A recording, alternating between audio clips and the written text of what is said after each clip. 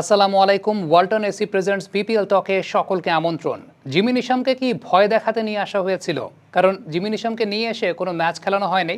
তিনি একটা সাক্ষাৎকার বাংলাদেশ ক্রিকেট বোর্ডের হয়ে নিয়েছেন এবং সেই সাথে বেশ কিছু ছবি-টবি তুলেছেন এবং দলকে বেশ উৎসাহ প্রদান করেছেন। সবকিছু মিলিয়ে জিমি নিশামের আর কোনো কাজ ছিল না। শুধুমাত্র ভয় দেখানোর জন্যই তাকে এই দলটাকে ইনক্লুড করা হয়েছে কিনা, তবে না। টেকনিক্যাল ব্যাখ্যাটা ফরচুন বরিশালের মালিক তিনি যেভাবে নিয়েছেন যে টিম কম্বিনেশনের যে জায়গাটা, টিম কম্বিনেশনের জায়গায় চিটাগাং কিংসের বাঁহাতি ব্যাটারদের একটা আধিক্যের জায়গা ছিল। ইমন ছিলেন, পারভেজ ইমন বাঁহাতি ব্যাটার ছিলেন, শামীম পাটোয়ারি আরও একজন বাঁহাতি ব্যাটার। সো সব কিছু মিলিয়ে এই বাঁহাতি ব্যাটারের এগেনস্টে right arm off break bowler Mohammad Nabi, তার কার্যকারিতাটা বেশ ভালো হতো, ওই কথা বিবেচনা করেই আসলে ভাঙা হয়নি উইনিং কম্বিনেশনটা।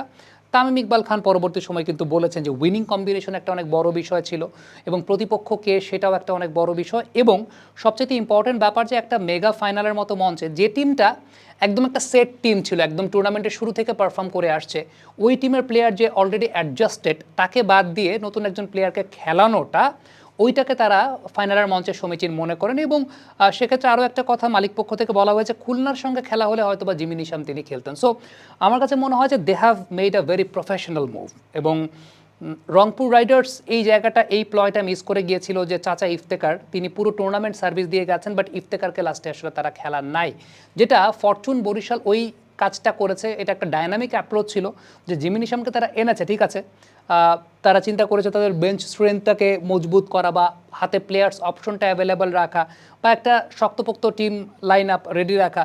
এবং অপোনেন্ট টিমেও এটা একটা ব্যাপার যে জিমি নিশামকে নিয়ে হয়তো বা আলাদা করে কোনো পরিকল্পনাও চিটাগাং কিংস করেছে, তাদের অ্যানালিস্ট অনেক নিয়োগী ডেফিনেটলি জিমি নিশামকে নিয়ে আলাদা করে কোনো পরিকল্পনা করতে পারেন।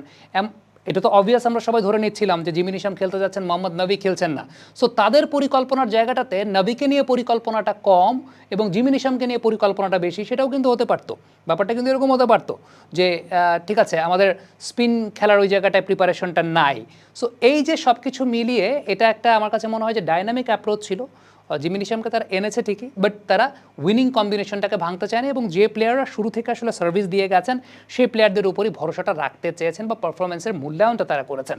এবং এতে একদিক থেকে যেমন যে অপোনেন্টকে একটু চমকে দেওয়া, অপোনেন্ট হয়তো বা ওই প্লেয়ারটার ব্যাপারে অ্যানালাইসিস করে এসেছে কিন্তু ওই প্লেয়ারটাকে খেলানোই হলো না। সো অপোনেন্টের একটা অনেক বড় অ্যানালাইসিস পার্ট কিন্তু বাদ গেছে।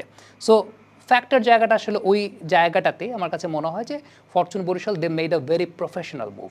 Thank you very much. Comment বক্সে আপনাদের মন্তব্য মতামত জানতে চাই।